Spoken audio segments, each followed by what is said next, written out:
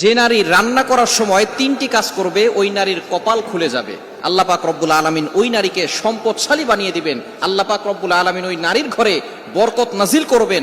ওই নারীর ঘরে আল্লাহ পাক রব্বুল আলামিন রহমত নাজিল করবেন। অনেক মা বোনেরা এখন কিন্তু সংসারের ভিতরে সুখ চান, শান্তি চান, ঘরের ভিতরে রহমত চান, বরকত চান।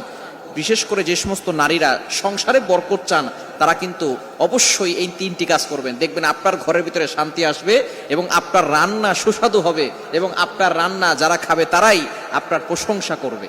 আমরা অনেকেই কিন্তু নিজের প্রশংসা শুনতে চাই এবং অনেকেই আমরা ঘরের ভিতরে বরকত চাই, রহমত চাই। এজন্য আমরা এই তিনটি কাজ করব। নাম্বার ওয়ান, এক নাম্বার হচ্ছে আপনি যখনই রান্নাঘরে প্রবেশ করবেন তখন আপনি সালাম দিবেন। মনে রাখবেন রান্নাঘরে কিন্তু চুলা আছে।